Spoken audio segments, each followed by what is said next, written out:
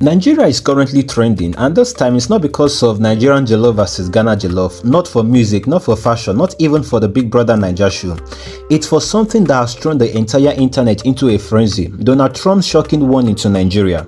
When the former US president said, "If the Nigerian government won't protect Christians, we will," the world stopped to listen, and in seconds the internet exploded. Some persons hailed him as the savior of persecuted Christians, while others said, "Oga, no be your country, face your America." But beneath all the online chaos lies a story that is much deeper, a story about religion, power and sovereignty. But guys, hold on. Before we dive into this, hit that like button and also subscribe and turn on the post notification, because we're about to break these things down like no one else. Now let's talk the real gist. Let them come. Let Trump come with his America, and with you people, you all die. Over the weekend, reports have flooded social media claiming that Christians in northern Nigeria are being targeted in brutal attacks. It's not a new conversation, but this time it caught the attention of the US right-wing and evangelical communities. They began pushing the narrative that the Nigerian government is turning a blind eye, that there is a Christian genocide happening in Africa's biggest democracy. And as always, Trump took it personally. He shared the clip, tagged Nigeria, and said the US will step in if the situation continues. Immediately, Nigerians went wild. One person tweeted, "Abeg, make Trump no stress us, we still dey fight economic battle, no add World War III." Another posted a meme of NYSC coppers wearing camouflage, holding water guns with the caption, "Battle ready to defend our sovereignty." Nigerians never disappoint. Even in tension, we still find laughter. But behind the jokes, the truth is this is serious. Because when a former US president talks about intervention, it's no small talk at all. It raises global eyebrows, it stirs diplomatic waters, and it makes you wonder, what exactly does the US want from this? Some Nigerians believe it's genuine concern for human rights, but others, and they are the louder voices, say it's deeper. They believe the US isn't doing this because they love Nigerian Christians, but because they see an opportunity, an opening to assert dominance in West Africa again. Let's be honest, when America says we are coming to help, history tells us it's really just help, because remember Iraq, Libya, Afghanistan, it starts with humanitarian concern, but it ends with military bases and political control. That is why many Nigerians are skeptical. They are asking, is this really about religion or is it about control?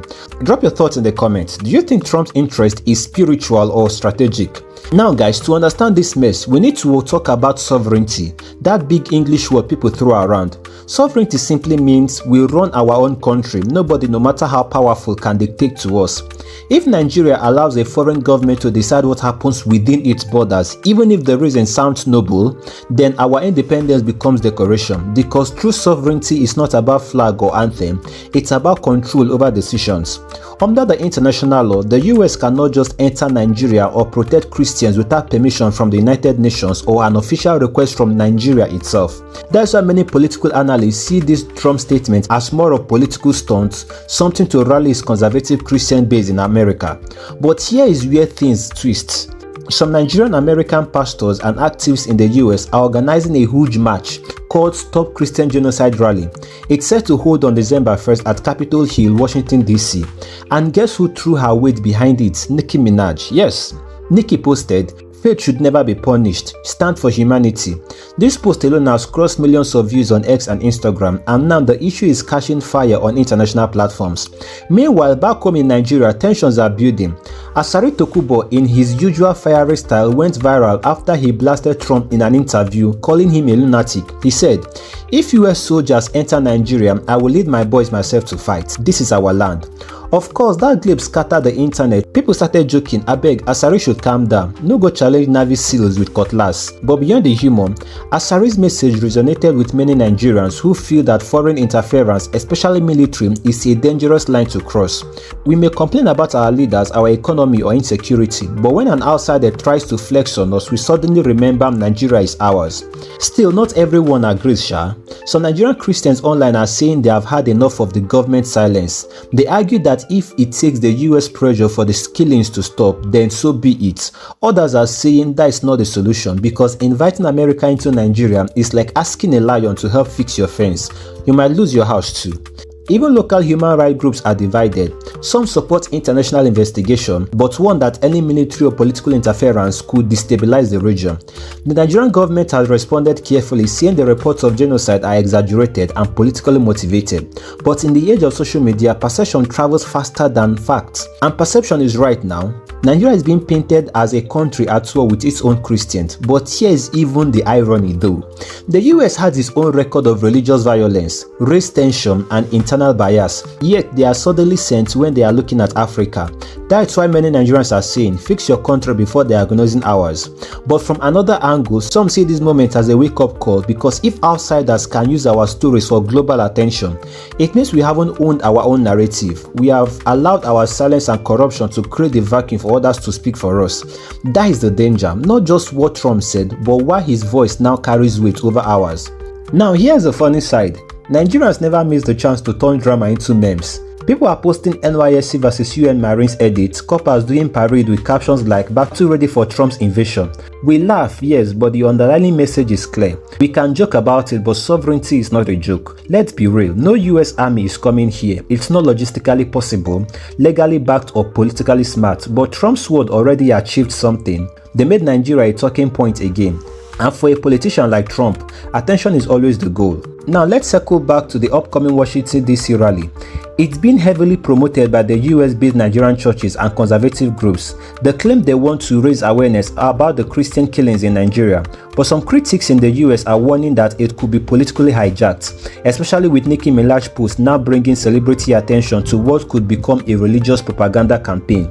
However, there are already counter campaigns online, Nigerians abroad saying stop painting our country as a failed state. The divide between local and diaspora voices is growing. And the question everyone is asking, will the world believe Nigerians' truth or the version told by outsiders? And this is where President Bola Tinubu comes in. The Nigerian government has officially responded to Trump's statement. In a green circular signed by the president, Tinubu reaffirmed that Nigeria stands firmly as a democracy governed by constitutional guarantees of religious liberty. He stated clearly that the government has maintained open engagement with both Christian and Muslim leaders, and that describing Nigeria as a religiously intolerant doesn't reflect reality. The statement ended by saying Nigeria remains committed to protecting citizens of all faiths and working with international partners to ensure peace, but without compromising sovereignty. That is the official stand, but whether people believe it or not, that is another story. Still, the online divide remains sharp. Some Nigerians feel the government's words don't match the situation on ground, citing persistent insecurity in some parts of the north. Others argue that Trump's statement was reckless and dangerous, capable of inciting tension. And then there is the global angle, because if America paints Nigeria as a country at war with Christians, it could have diplomatic and economic consequences. Investors will panic, foreign relations will get strained, and suddenly a few tweets become a geopolitical firestorm. And that is the heart of the matter. Beyond the religion and politics, what is playing out right now is a battle of narratives. Who gets to define Nigerian story? Is it us, the citizen living through it, or outsiders who only see our flaws through the lens of Western media? If we don't own our own narrative, someone else will, and once they do, we lose control of the truth. At this point, no one knows what will happen next. Will the rally in Washington shift international attention towards Nigeria? Will it push our government to act differently, or will this just be another social media storm that will fade after a few hashtags? Because let's be honest, between the political drama, the global reactions and the memes, Nigeria once again stands at the center of a global conversation it didn't exactly ask for. And the world is watching. So now, it's your turn guys, what do you think? Is Trump genuinely trying to protect Nigerian Christians, or is this all another geopolitical chess move? And did President Tinubu's statement calm things down or raise more questions? Drop your thoughts below, like, share and subscribe, because here in Gist TV we don't just pick sides, we break them down.